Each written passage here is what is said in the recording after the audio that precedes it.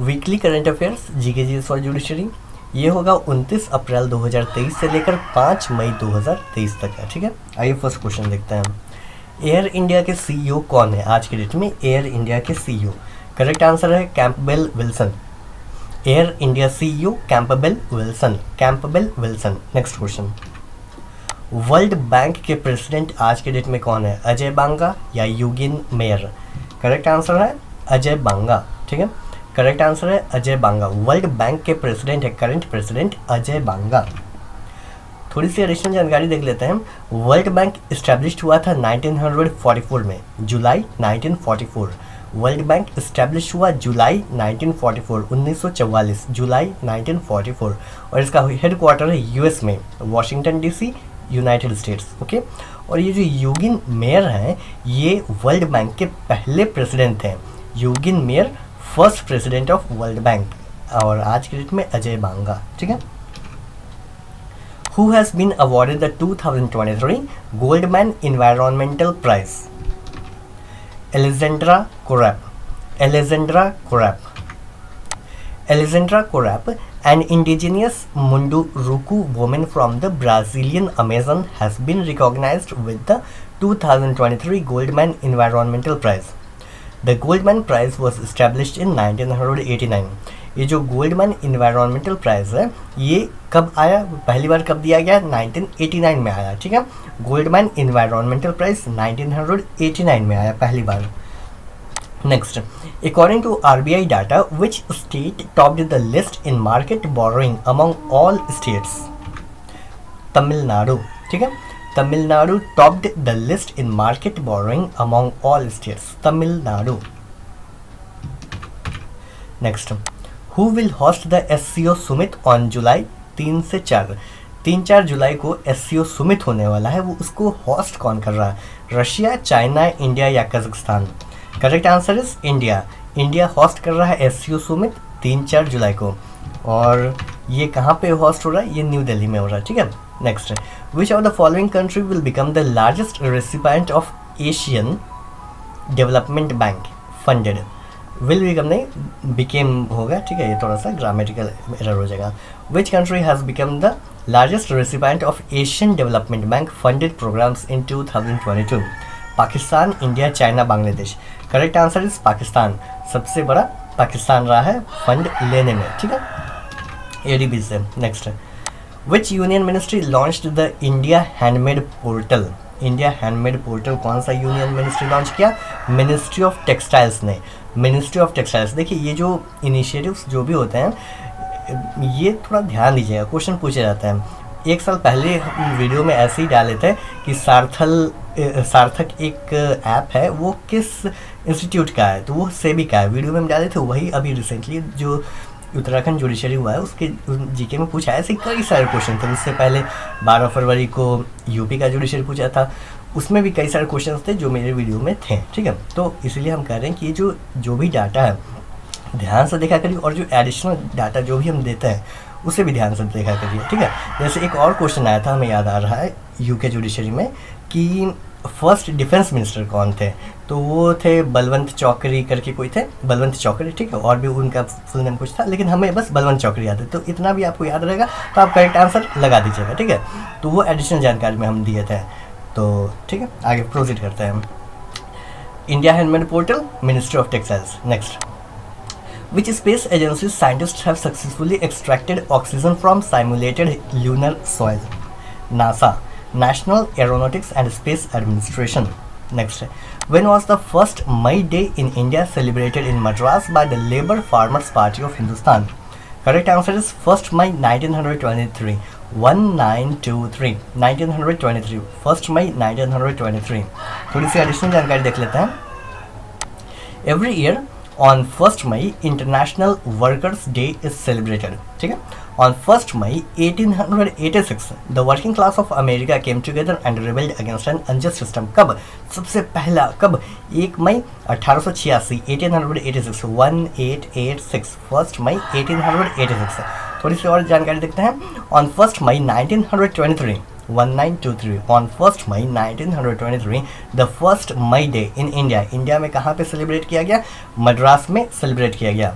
Labour day या उसको workers day कहिए, ठीक है, by the Labour Farmers Party of Hindustan, किसके द्वारा, Labour Farmers Party of Hindustan.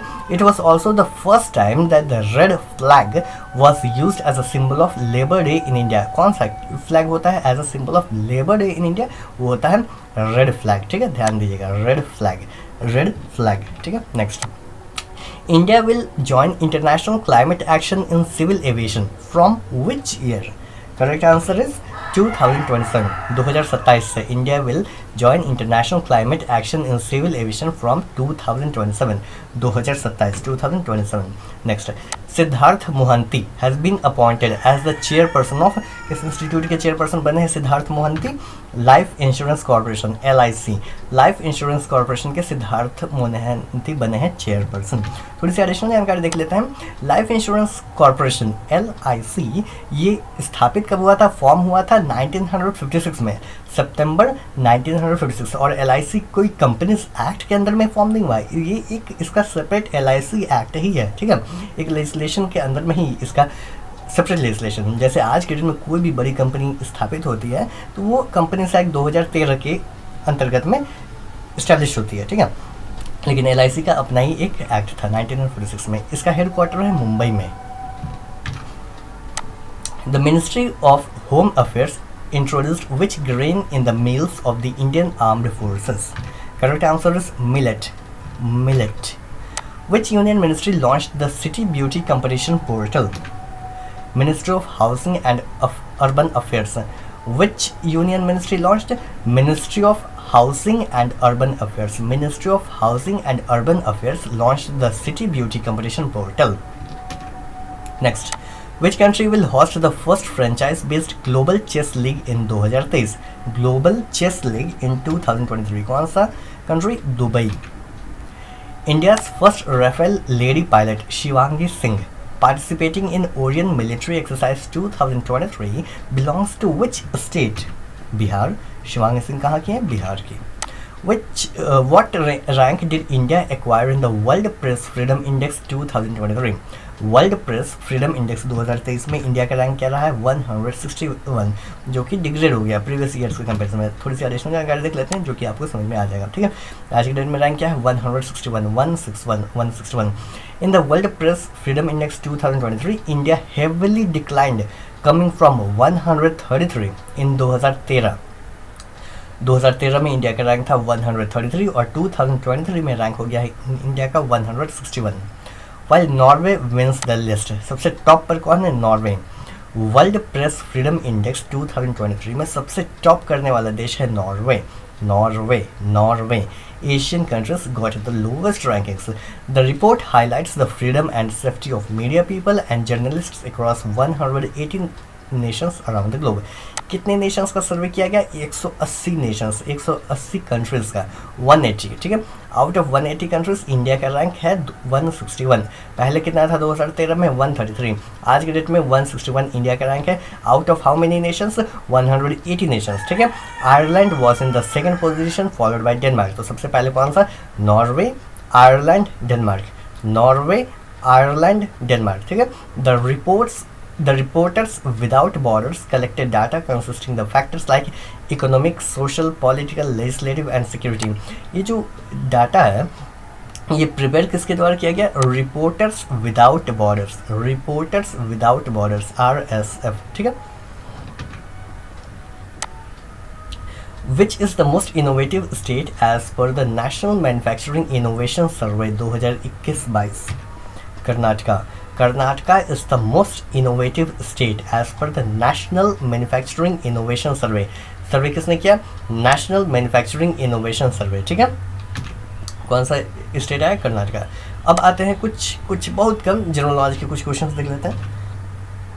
First chief justice of Patna high court, Patna high court के फर्स्ट चीफ जस्टिस कौन थे? ऑनरेबल सर एडवर्ड माइनर डेस चैम्पियर, ऑनरेबल पंडित लक्ष्मीकांत झा या बोथ? करेक्ट आंसर है बोथ। कैसे बोथ? ये थोड़ी सी एडिशनल जानकारी में हम आपको बता देते हैं कि ये दोनों ही कैसे first chief justice of Patna high court थे। जो ऑनरेबल सर एडवर्ड माइनर डेस चैम्पियर थे ये first chief justice of Patna high court थे, ठीक है। तो ये पंडित लक्ष्मीकांत झा कौन थे? Honourable Pandit Laxmikant Jha was the first Indian chief justice, first Indian chief justice of Patna high Court after independence. आज़ादी के बाद पहले चीफ जस्टिस, इंडियन चीफ जस्टिस थे पंडित लक्ष्मीकांत झा। देखिए क्वेश्चन अगर ट्विस्ट करके आएगा कि फर्स्ट चीफ जस्टिस कौन थे, तो आपको ऑप्शन ए लगाना पड़ेगा फर्स्ट। अगर मान लीजिए बोथ नहीं दिया है तब, बोथ दिया रहेगा तो बोथ पे आ जाएगा, लेकिन अगर फर्स्ट कहा जाएगा तो ऑनरेबल सर एडवर्ड माइनर डेस चैम्पशिमेर। लेकिन अगर पूछेगा कि इंडिपेंडेंस के बाद फर्स्ट कौन थे, तो ये पंडित लक्ष्मीकांत झा हो जाएंगे, पंडित लक्ष्मीकांत झा। ठीक है। First women chief justice of Patna high court, Patna high court की पहली वुमेन चीफ जस्टिस कौन थी? जस्टिस लीला सेठ, जस्टिस रेखा दोषित या both? Correct answer justice Rekha Doshit. Patna high court की first women chief justice justice Rekha Doshit, justice Rekha Doshit, justice Rekha Doshit. ये जो जस्टिस लीला सेठ है ये first chief justice, first women chief justice of a high court थी, जो कि दिल्ली हाई कोर्ट था। यानी इंडिया में जितने हाई कोर्ट्स थे उनमें सबसे पहले अगर कोई चीफ जस्टिस बनी है हाई कोर्ट की, वो थी जस्टिस लीला सेठ। और किस हाई कोर्ट की? दिल्ली हाई कोर्ट की। ठीक है। और पटना हाई कोर्ट की बात की जाए तो पटना हाई कोर्ट की first chief justice justice Rekha दोषित।